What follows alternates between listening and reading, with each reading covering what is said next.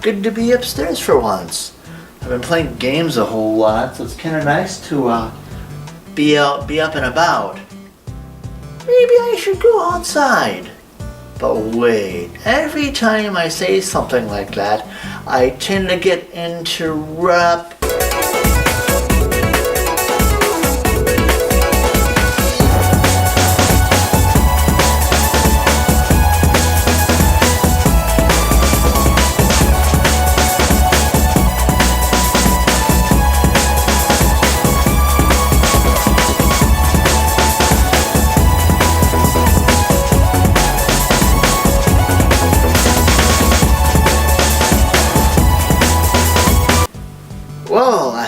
That's right. Well, it's Capcom vs SNK for the Sega Dreamcast.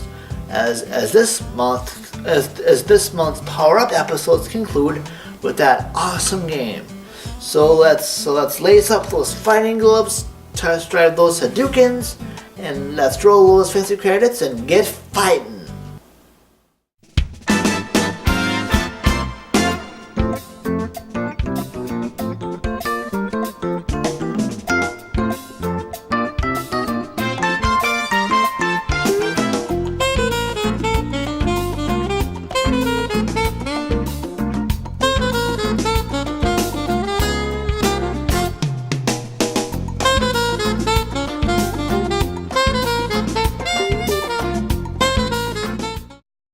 Capcom vs. SNK was released for the Dreamcast in 2000.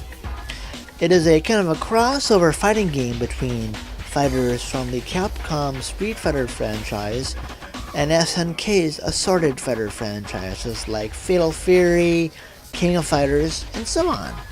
When you pick your fighters to fight against, usually in arcade mode, you have many different to choose from. But every certain set, if there are sets of fighters that have number rankings, either 1, 2, 3, or 4, and you must make a team that you must make sure comes out to 4, a ranking of 4. So you can have like two number 2 characters, 4 number 1 characters, a number 3 character, and a number 1 character, or just one number 4 character. But though, I have noticed that if it's granted, I think the more numbers required, if you have one number 4 character, he's pretty powerful.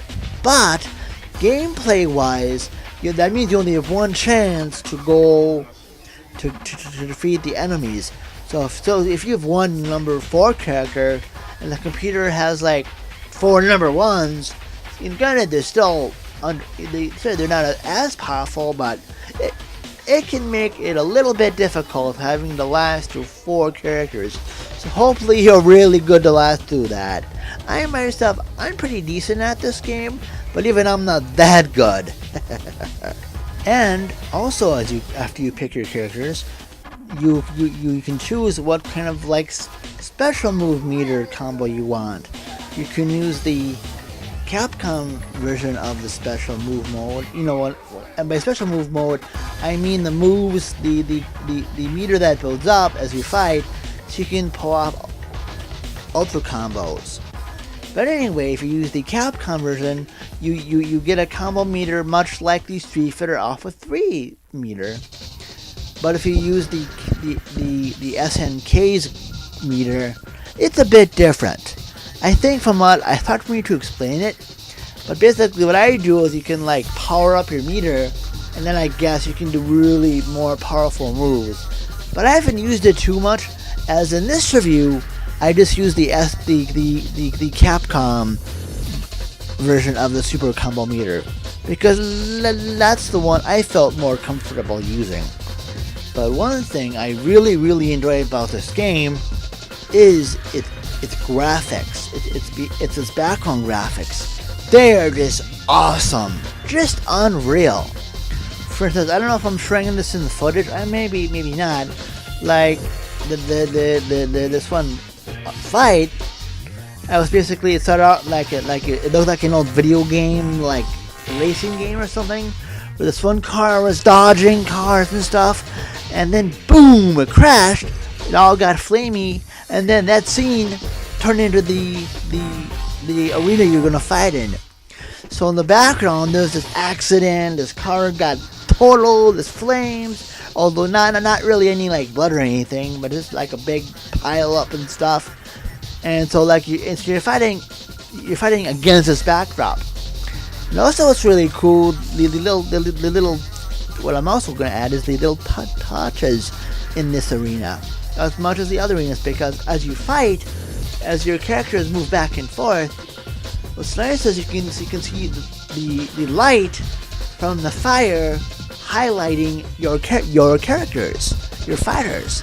So like you move back one way, you can see that the light isn't as dim, and if you move into the middle of where the fire is, then you can see it's more like, you can see it cast like a light, like a little outline. I can't really explain it, but basically what I'm trying to say is like the arena affects your characters. It's so subtly, of course, not like in a gamer thing way. Like it affects no gameplay whatsoever.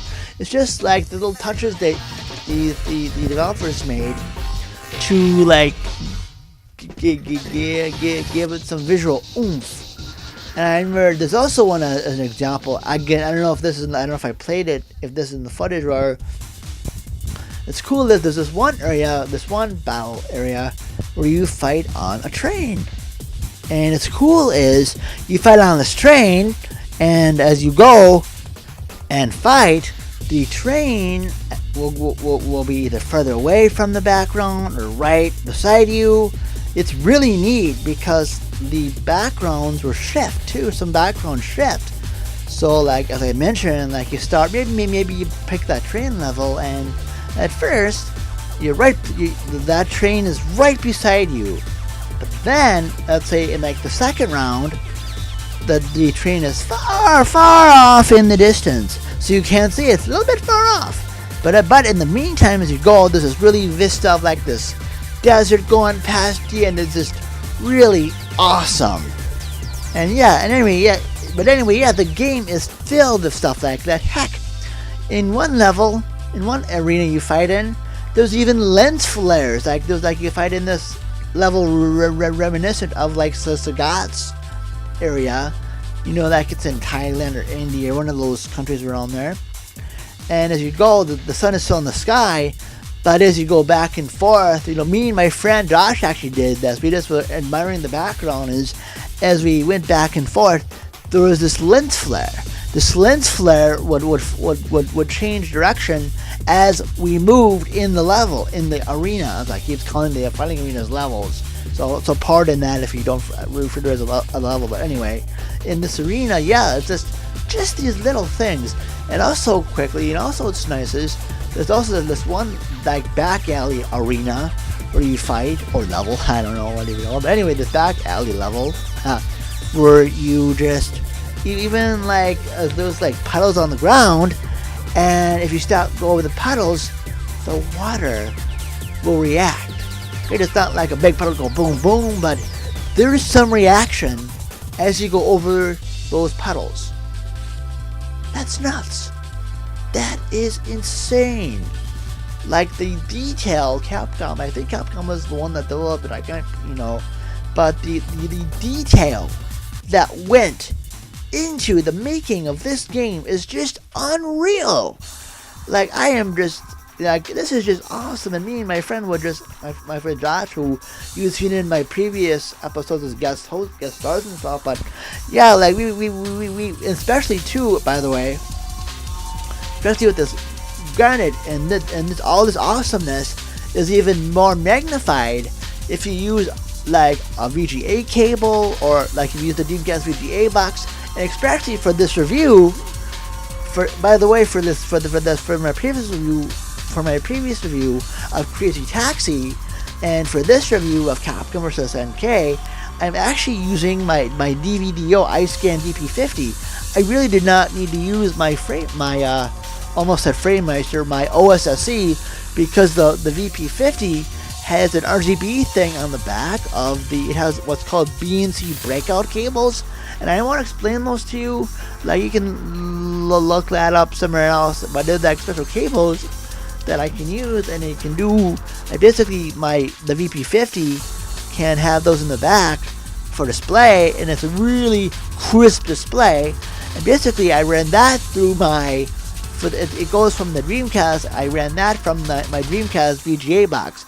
So it was a BNC breakout to VGA that was coming from my Dreamcast. So from the VP50, I have that running. It's connected to my HDTV and my capture card through HDMI. So even that, it looks just so. With what I'm trying to say is, with a better display solution, oh my gosh, it looks amazing, just amazing. Just playing it on even for this review, I was like, wow, this is just nuts. This is amazeballs. Wow. But yeah, I know I'm going a little bit on about the visuals. Granted, the gameplay is freaking awesome too. But, for a Dreamcast game, like, congrats Capcom and SNK both. But I know Capcom, you developed this one. Well done, guys. You hit this out of the park for a fighting game. Like, this is nuts. This is just unreal. Wow. But yeah, even though, yes, gameplay is king over graphics when it comes to games, but boy, at least with my gameplay, there's a ton of good graphics, I tell ya. Wow. And yeah, I'm sorry, I gotta do one more instance. It's basically like when you fight in. I know there's like a zillion different examples I could put, but one of my other favorites is when you're fighting outside this store or something. You can actually the arena this takes place in. You can fight like outside, and sometimes it'll be raining, but you can actually, it will go into the store. So you can fight, outside the store, or you can fight a little inside the store. That's cool. That's freaking cool. I know, that's just awesome. Just unreal and awesome and cool. Well, anyway, I apologize for me going on a little bit about the graphical things about this game. But yeah, if you look, I think this game, it's still decently priced. I haven't checked lately, but yeah, I bet and me and Josh still play this game, and I remember when Josh, after seeing me play this, he needed to get a copy. Like, Marcus, I need to get a copy of this game. This looks amazing, and plus this game controls very well. It controls great, and so yeah, it's a really good game. So I usually at this time I'd whack some retrospect or something about it, but you know what? It's a great game, so buy it. So I'll say usually I do my recommendation skill. So to me, my recommendation skill, highly recommended.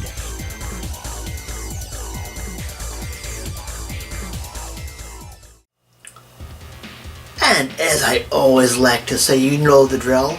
If you live in or around the Minnesota Twin Cities area, be sure to visit my excellent friends at Level Up Games. Besides video games, they have tabletop board games, magic cards. I think they have Pokemon cards still. I know they have other assorted card games and stuff. They have tabletop board games, if I haven't said that already.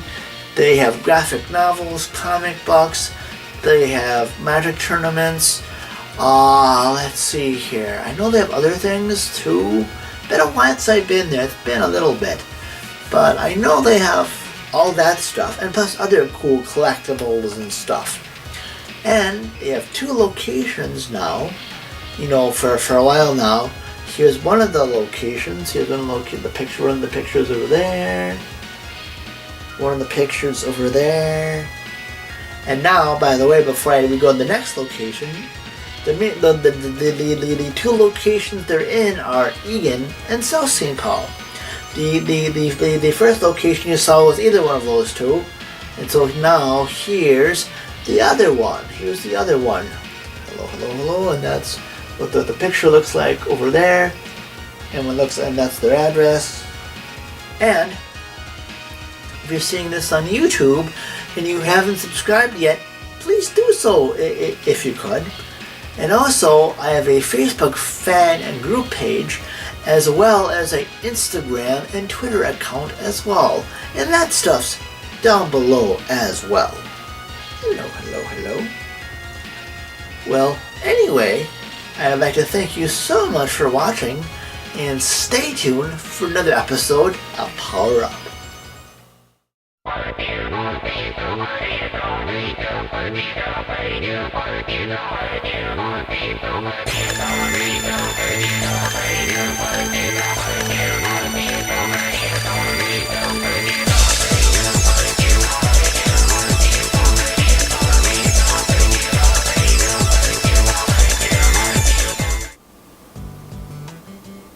Oh, that boy. All that fighting came out, all that review was awesome. It wore me out. Wow.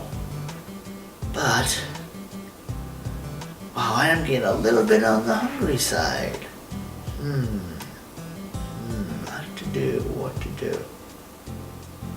Wait, I hear one of my clones coming again. Oh, there he is again. Huh. Hey dude, what are you just sitting around for? Some of us are going to go to Rack Shack Barbecue in Egan, Minnesota, which is not a shameless plug, by the way. But if you live in this area, especially Dakota County, especially near Egan, you should totally go there. But anyway, we're headed there for some delicious grilled with some delicious ribs and other delicious meat deliciousness. So hey, you gonna come with, man? Gotta hurry if you are. Huh, that sounds like a great place to eat. Awesome, well I'm gonna go eat that delicious place. Well anyway, thank you so much for watching again. And next month, even though it'll be a non-Power Up month, I'll be doing a review of the GC Video Plug and Play HDMI accessory for the GameCube, among other stuff. And so yeah, and then in June I will continue with 2 more Power Up episodes, or a couple, hopefully at least 2. So alright, thanks for everyone for watching, and happy gaming!